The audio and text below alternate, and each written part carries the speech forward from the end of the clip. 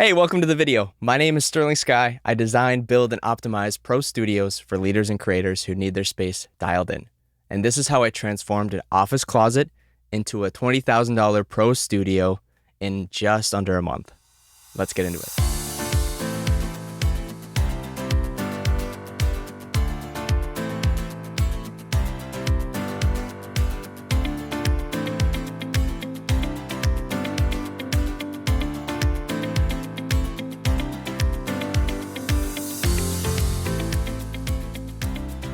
So first up with any project, you start with the why. Why did this client reach out? What were the demands? Like, what did we need to get done?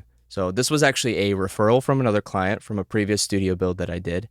And he really wanted a space in his home where he could just go in, isolated from everybody else who's working in the house, and just jump on an interview or record some content. There was some talk of having a podcast in the future, but the main thing right now was just being able to jump on a high-profile interview and then look and sound the part of the professional that he has been for years and years and years. So that's what we worked on. And they had built this office closet. It's kind of more of a storage room, you could say. I'll show you some pictures here. So it was bigger than your average closet. It's kind of like a walk-in space that transitions into the attic. So they had built that space, and it was completely bare bones, as you can see. So when they approached me, it was just a bunch of storage in there. Like, they didn't really have anything going on. They had no equipment. They didn't know where to start with the equipment and how to best utilize the space for a studio, right? So that's how I helped them out. And we talked about the style of studio you want, right? Because there's different, there's podcast style, like with this kind of microphone and headphones and everything, where you're usually talking like one-on-one with somebody, and it's kind of to be expected to have like a microphone in your face and, high quality camera and stuff. Or if you wanted something a little more discreet, where it was like an earpiece or maybe a lavalier mic, something that is not as like bulky and takes up a lot of camera space, right? So you can see more of the talent. And he kind of wanted a mixture of both. So he wasn't quite sure. Like, he definitely wanted the podcast style. Like, he loves this microphone, the Shure SM7. And he really was kind of on the fence of doing the big bulky stuff, or, because he does public speaking. He's an MC. He wants to sound amazing and be able to hear who he's talking to, of course. And you don't really want speakers, right? Because then there could be some feedback and echoes and stuff. So we kind of ended up compromising there, and I led him into like, we could do both, and it's going to be simple. So it wasn't even that big of an issue. Most of the time, my clients I don't want to say they're not technologically advanced, like they understand a lot of things, but they just need the extra guidance, like especially like if this is a whole new world for them, like audio, video recording, lighting, all that stuff. Like, if that's all brand new to them, they need the training. And that's something I offered. I included it in my studio design packages. And that was like a big thing for them. The whole idea for the project was design the space to not overcrowd the small room, because I think it was 100 and maybe 50 square feet, if that. Probably not even. It's probably 100 square feet. Yeah, so it was really is a challenge for sure. But as you can see from the intro, we got it done. It turned out perfectly. Everything super easy to operate. So you walk into the room, flip a switch, turn on a couple power buttons, and you're up and running. So exactly what they wanted. And we kind of did some little extra things in there that I'll show you in a second that really elevated and made it more like personal for the client.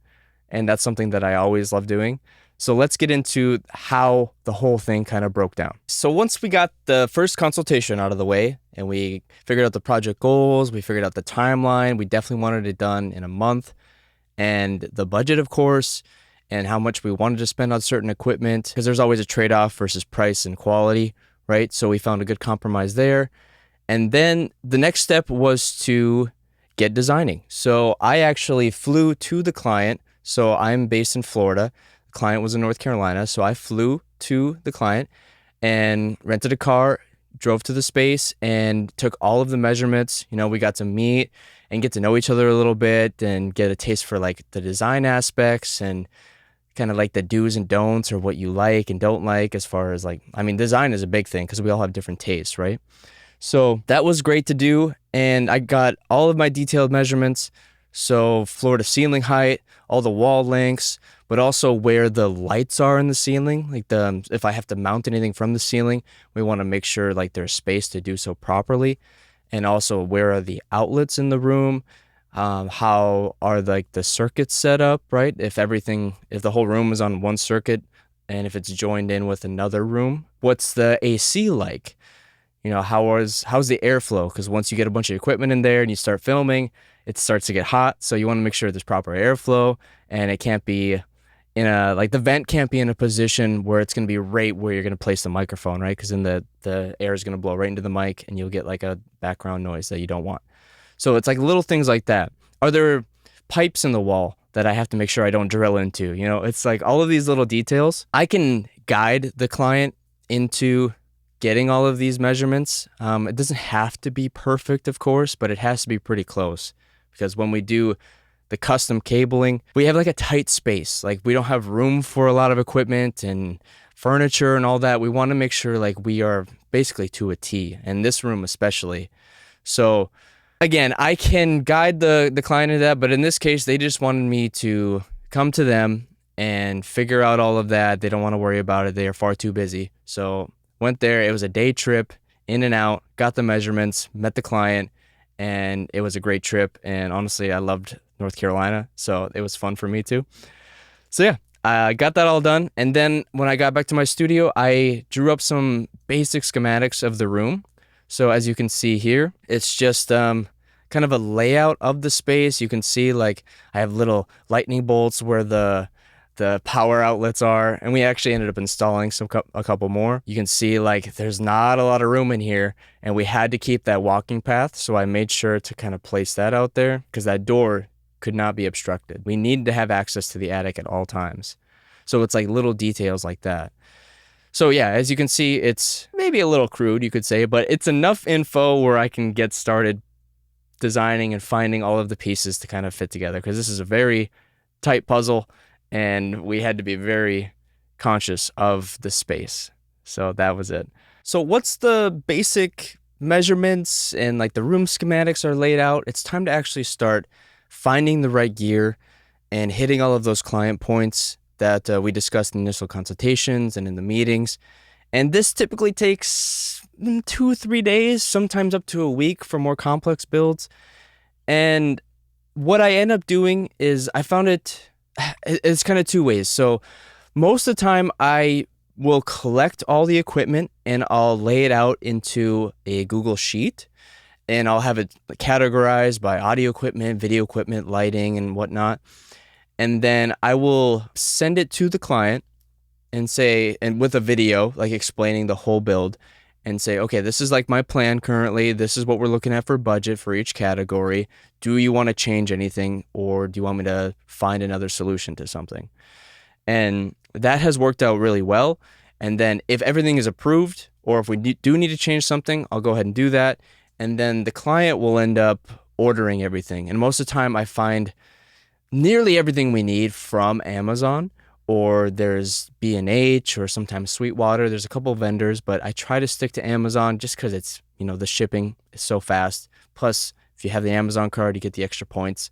So I let the client do the ordering, and then we kind of walk through like the checklist. Like we make sure everything was ordered because I have quantities of certain things and whatnot. So it's like we do it together, but I basically let them handle that. I can order things, but again, with the travel, it's not easy to haul around all that equipment. So that's worked out really well, and there hasn't really been any issues with that. If we do like the check-in, once we order everything, like we'll do it together and then make sure it's all good, because those quantities can mess up. One thing I didn't mention earlier is another big aspect of this build was they essentially wanted the room as soundproofed as possible. And that's one of those things, it's really difficult to do. And I try to explain as well as possible, like soundproofing is not easy. You basically have to build a room inside of a room. Like I've done it. I know like what it takes to do it, and it's a lot of work. And with a space this small, I was straightforward. I was like, we're not going to be able to soundproof exactly, but there's a lot of little things we could do to improve the soundproofing or sound separation. Because with this being an office closet, his assistant will work in the office while he's filming in the studio. So the big thing was like getting that sound separated. But I was telling them, like, with lawnmowers and leaf blowers outside, we're not going to be able to, get rid of that completely. So you still have to be conscious of that and schedule around it. So there's always a compromise. So with the space being so small, there's really only so much we can do. I mean, we're not going to go and add a bunch more layers of drywall and all this acoustic caulking and stuff. Like, it's not going to be worth it, and it's going to make the room way smaller than it already is. So what we ended up doing, since the main issue was the sound between the office and what would be the new studio, is we replaced the door on the studio. As you can see, like with the before pictures, there was just like this cardboard accordion door essentially. So the first thing was, let's rip that door out and put something solid core in. We really wanted to get French doors, and well, for one, they look awesome, but for another, it's just like it's a great way to separate the sound a little bit, right? So again, it's not going to be perfect. It's not going to be like double pane. Like if you're doing soundproofing in a space, like you'd have like double doors essentially, and they'd be thick, they'd be solid core, and it's big investment and it's a lot of work. This was definitely an improvement from the cardboard accordion door thing, where it's just like basically a hollow nothingness. So plus all the gaps on the floor and on the sides, like that was the main thing. So we actually booked a contractor to do that. Since I was out of state, I couldn't help them with the doors. So we had a contractor come in, replace that closet door that was there with the nice French door. And I was talking with the contractor, like, hey, we need to do this, and make sure there's no gaps. Like there needs to be like the threshold to make sure like the air gap underneath is sealed, because anywhere you see light, you're going to get sound through. And we wanted to reduce that as much as possible. So that was kind of the goal there. And that's something that was a big ask in the beginning. So I'm glad I remembered to bring it up. Yeah, so that was another thing I started doing once we got the project going. So I had those little soundproofing tasks all figured out. So, but after that, I got all of the equipment figured out. And what I end up doing is I make a like 2D schematic mock-up similar to just like the measurements you saw earlier. And I also make a 3D mock-up. So with all of the measurements, I'm able to make a room like I'm building in The Sims, essentially. So this program, I can make the room exactly as it's measured out. And then that way, when I start putting in equipment and everything, I can actually put in the dimensions of the equipment and the furniture so you can see it kind of building in real time, which is a big help, especially when I'm working remote and I can't actually like be in the space to get like a real feel for it. So this is actually what the room turned out to be in the initial drawings. So as you can see, there isn't a model for everything, of course. Sometimes you got to work with what you got. Like the light is, it's a weird looking thing. I don't know, but it works, it's just the spacing. So I can get the dimensions right and get something kind of close, but again, who needs to spend that much time on it? It's not that big a deal. It's just the main task, right? So, another thing, they didn't have airflow in this room. They didn't have AC. That was one thing that was overlooked in the build of the room. So that was actually one of the big tasks in the beginning too, is figure out, okay, how do we cool this room down? And actually in my studio, right to my left here, I have a portable AC unit that I installed because running a mini split system, it's just silly how expensive that is. For the next studio, I will definitely have that. But so I have a little portable system here. That's the quietest one you can get. And I don't run it when I'm like right now, I'm not running it, right?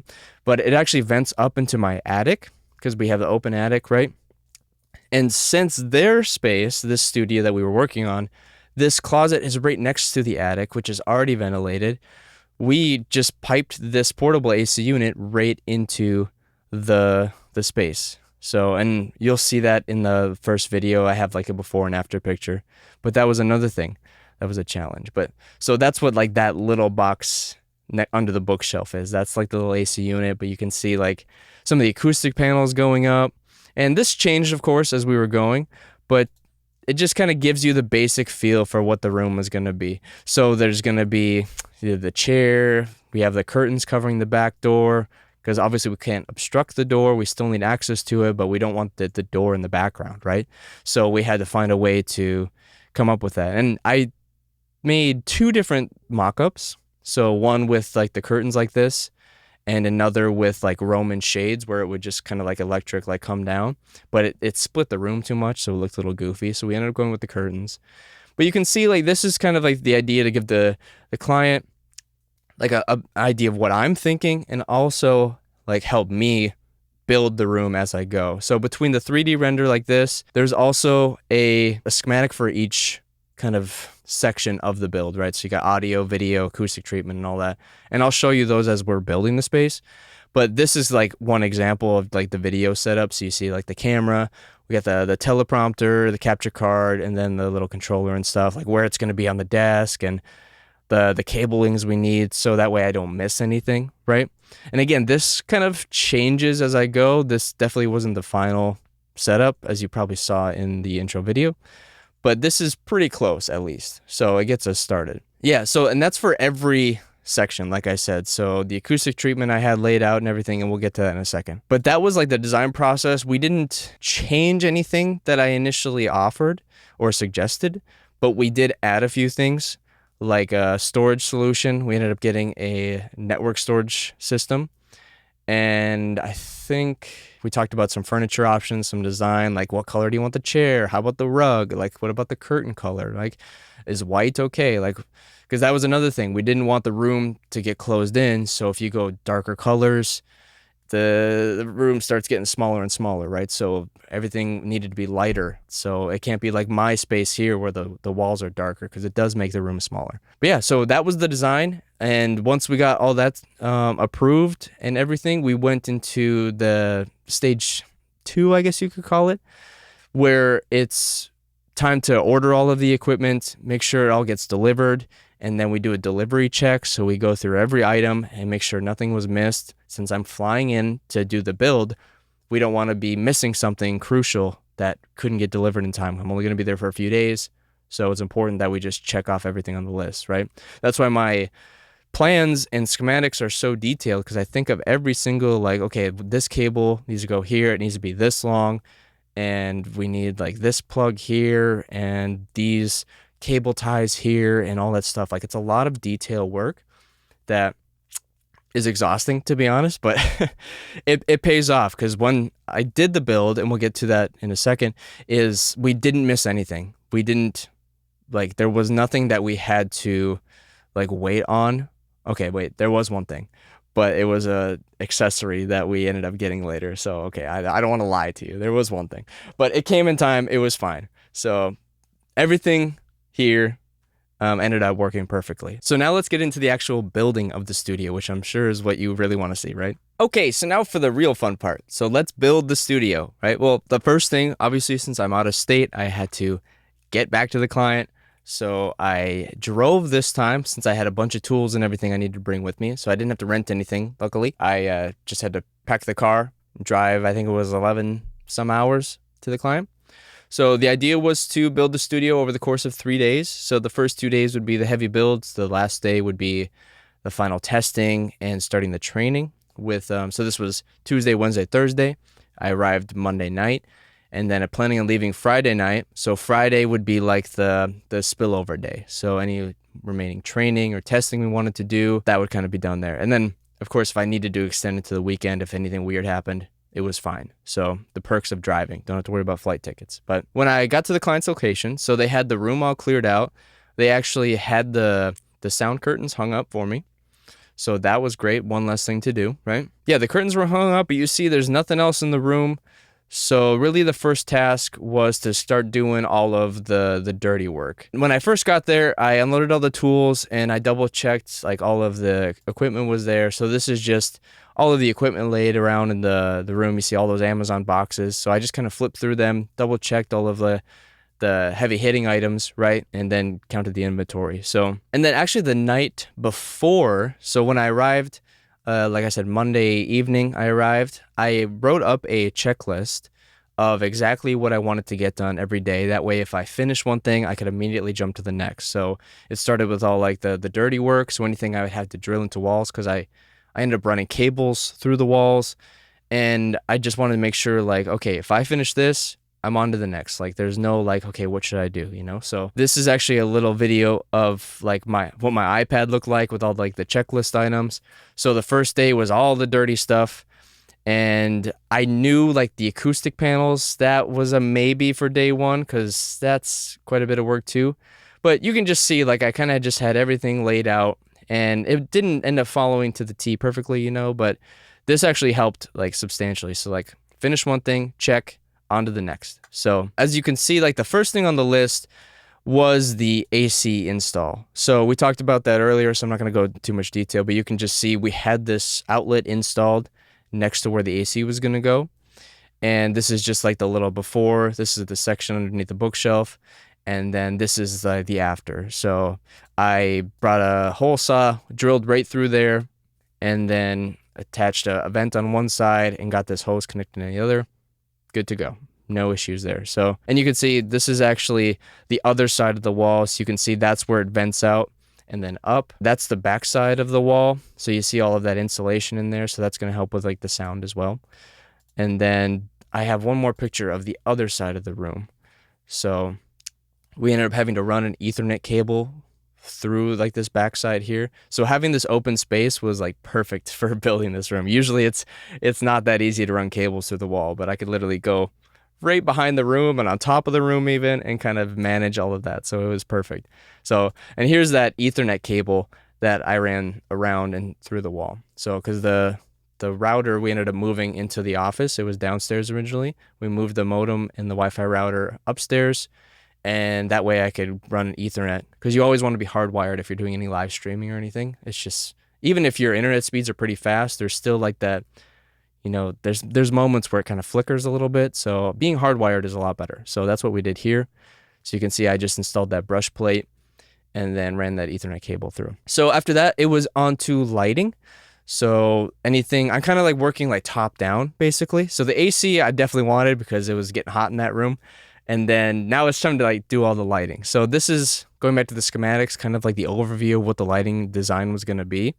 So it's basically a 3-point system. We had our main key light with the Amaran 60D with the lantern softbox, because we wanted to highlight a lot of the room. We weren't really going for a cinematic look. We wanted to have the room bright and open and display things behind him without any issue. So again, since we have such little space, I couldn't really fit a lot of light fixtures and do all of these fancy things. But one lantern ended up being perfect. We lit the whole room, and it was a nice soft light on the talent, so it was perfect. And we have a fill light with this little Godox panel LED light. And then my idea was to run LED like a wash down the curtain, and I'll show you that in a second. So that's just showing where that was going to be, and that was all. All of these are hung either on the wall or from the ceiling. So this first video I have is me installing the wash light for the curtain. So you can see I just me testing it out and then finding out where like the distance between the wall and where it needed to be, and then making sure it was centered, right? Because that's my OCD perfectionist kicking in. We definitely don't want anything crooked, even though it's not going to be on camera, right? So you see it took a little bit of time, but once we got it up, we plugged it back in and got it all tested. So I ended up doing the electrical later. I had to definitely steam the curtains a few times. This is just me doing that. So I know this is high value content that you love watching, but it's important.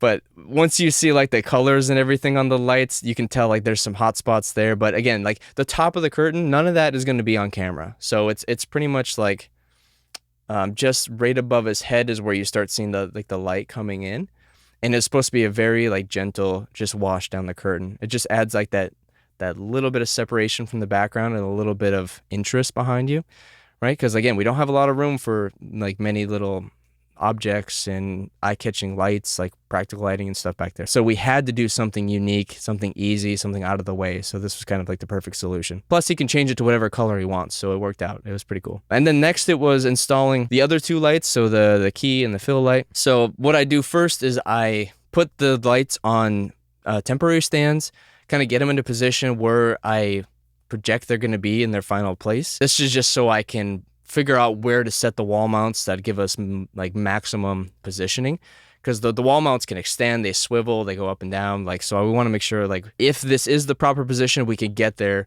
and then still have some wiggle room. But this is kind of what it looked like after the final thing. I also put the chair together, so that was fun. But yeah, you can see, so now the lights are mounted out of the way. There's no stands to worry about. So now those are both in position. Roughly, I can move them wherever I need to. So that's the benefit of these wall mounts there. But the next thing, like I said, I did the electrical later. So now it was time to get into that, because that was another big step that was going to take a lot of work. So the first thing I ended up doing was installing the power rack, the conditioner, like where all the cables are going to feed into, because I wanted all of the lights, the camera, everything to power on with one master switch. So we have a power conditioner that everything plugs into. So what I did is I ran custom power cables from the power conditioner down the walls, out of the brush plates, up around the room since I had such easy access to it, and then to the light fixtures. So you'll see some of that, like where the lights start coming out. So the cabling from here runs into a little junction box, and then the custom extension goes around the room through conduit. So once I got the cabling all figured out, everything tested worked, I actually sealed the boxes with putty pads. So again, remember the big thing is we wanted to reduce the sound coming in and out of the room. We wanted to soundproof as much as possible. So I took these putty pads, and once I had the cabling in, I put the putty around the brush plate, the back of it, so it kind of seals in that box, so you don't have to worry as much about sound coming in and out. Otherwise, it would be just a hole in the wall. So, and I didn't run power to that the fill light, since it's so close to the power conditioner. And again, our goal was to reduce sound transmission in and out of the room. So the less holes I drill in the wall, the better. And you'll see even when I install the camera and everything, yes, I could have ran the cables up and through the wall, but again, more holes you put in the wall, more sound's going to leak. So we had to put a little bit of a compromise there, just because, again, what's more important, like seeing a cable track on the wall or having more sound leak into the room? So again, it's always kind of a compromise. So yeah, so that was the electrical, and that actually wrapped up day one. I think I got out of there about 9 o'clock. It was a very long day. I was exhausted, and I knew I was going to be back in the morning. So remember I said like the acoustic panels, I didn't think I was going to get to, and I was right. But it's okay, you plan for that stuff. So the first thing on the agenda the next day was mounting the acoustic panels. Here's the rough schematic for that. We actually ended up getting an additional acoustic panel that you don't see here, but you'll see it in the wall when we're finally done here. So this is just me installing them, just threw up a laser level, put them all at the same height. I'll show you the final picture in a second. But yeah, so it was a pretty easy job. Yeah, next up was just getting all the video stuff done, the teleprompter and everything. So I didn't have an unboxing video with this. Usually I set up like a time-lapse thing, but this one didn't record for some reason.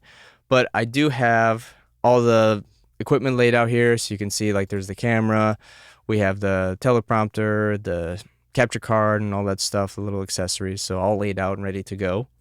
The only thing you don't see is the computer monitor here that was in the other room. And this is where I kind of went, not really in panic mode, but I got really focused and I stopped taking pictures and videos. So we kind of jumped from, okay, we unboxed this stuff, to now like the room is more together. So sorry, but here is the acoustic panels up, the camera, and we have the teleprompter in place. So you see the computer monitor once this swivels around. Yep. So there's the light, acoustic panels, and everything there. So one thing that did happen is I ended up having to move the screen down. That was a challenge because you want the camera to be eye level, right? You don't want the camera to be too low or too high. With this setup, where are we going to put the computer monitor, right? We wanted something that you can actually see and work on, but there wasn't a lot of room to the right or left because, of course, we have the door on one side, so we have to go up. And that can be kind of a neck strain, right? So I was trying to get the computer monitor as close to the teleprompter as possible. So my first attempt, that little gap you see, I ended up closing a little bit. So I had to remove the screen, drill some more holes, and patch the other holes and stuff. So that was kind of a pain, but it ended up working out. So next up was audio equipment. We had actually unboxed everything the day before to set up for a meeting that the client had the morning I was working on the video. And I did like a temporary setup for him so he could use like the better audio for his meeting. So this is all the equipment laid out on the table from the unboxing. And then I do have a little video of me putting it all together. So here's just a little time lapse of me just setting up this, like the temporary desk. Like, of course, this was the desk that was going in the studio, so it wasn't an issue anyway. But this is just me setting it all up. Of course, sure, when they send it, the mic is upside down technically, so you have to take off the washers. Like there's 100 washers on this thing, and it's kind of a pain to flip around. But so you can see, got that done, got it mounted, started setting up the Rodecaster, got it all plugged in, did some basic audio setups, and then tested the headphones, made sure everything was working. So then this is kind of like the final setup that it does transition into the studio, but this was like the temporary setup. So the client ended up setting up his laptop here and then got through his meeting just fine. Once that was all done, I brought everything into the room. So this is now like the official final product, right? Other than like the minor tweaks we did once the client was in the room and we adjusted lights and audio and stuff like that. Again, it seems like we skipped some steps because I didn't film certain things. I'm sorry, but I have all of the cables labeled. So all of the cable tracks and like the cable management is done. So this is near finished. So then I just have some glamour shots of everything.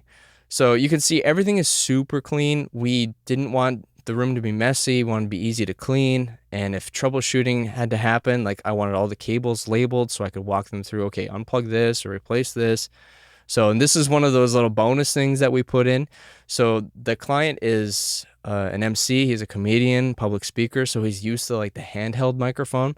So in addition to the Shure microphone that we had, the podcast style mic, we installed a handheld mic that he could switch to at any point so he could be more comfortable and kind of like talk or maybe do some like content with it, right? So he was very happy with that, and that turned out perfect. And it's easy with the Rodecaster. You just press one button, mute one mic, unmute the other. They're both always on, ready to go. So it ended up being perfect. And then these last couple shots are just of the final cable management and how everything was mounted and organized and everything. So super clean, no clutter. And again, you can see like the cables for the camera were ran on the wall versus in, just to reduce holes in the wall, right? So that's pretty much it. So everything feeds into the power rack, and that one switch there turns on the whole studio. So he walks in, flips that switch, lights come on, camera comes on, he turns on the Rodecaster, turns on the computer, and he's good to start filming. So again, we set up some automation things on top of that. So he has the Stream Deck controller, so we have some quick command buttons, so he can switch between different scenes in OBS. You see at the bottom there with the main scene, a close-up shot. So I had that all set up for him, screen share, whatnot, plus opening Zoom and all this stuff. And then with his teleprompter, he can control the brightness, the speed, and everything with those little dials. So that is a perfect setup for him. It makes life so much easier. I'm honestly jealous. I want to get it myself. But yeah, that was it. That was the studio build. So everything went great. We didn't really have any issues. So there's a couple hiccups, you know, moving the computer monitor or ordering that one thing that we didn't have, which was just a network switcher. Yeah, so a few things you didn't see, like setting up like the network storage. Like we put that outside of the room because the fans in those things can be pretty loud. And you can put it right next to the Wi-Fi router, so it's perfect anyway. But yeah, that's the space. So I hope you enjoyed the video. I know it's quite long. There's a lot of info in here. I wanted to include a bunch of details, so if you're building your own studio or designing one for someone else, you can kind of see how I do it and kind of work through each of the steps, right? I'm sure there's a lot of little things that I missed because, again, this was a month project, so there's only so much you can cover. But at least this gives you a great idea of kind of like how we took the closet and turned it into a studio. So, and a flexible space, even though it's small, it's mighty, right? So if you have any questions, feel free to drop them in the comments or reach out. I'll have my contact info. I also have some freebies for you that you should definitely check out. So I've made the Studio Success System. It's 3 PDF guides that are full booklets written by me that have like all of the tools and tips for designing and optimizing a space just like this that you can go get right now. I'll include the link in the description. And if you do need help with your space, if you have questions, or you just need to optimize a few things, or you're looking to design a studio from scratch like we did in this video, go ahead and you can book a free 15-minute call with me. So I'll include that link in the description as well. Or you can find that on the Studio Success System download page. But yeah, let me know if you have any questions. I hope this video was insightful. I am about to work on another build just like this. So I'll try to keep up with the content, answer all your questions. But again, if you need anything, just reach out to me directly and we'll get you a space going just like this. All right, I'll talk to you soon.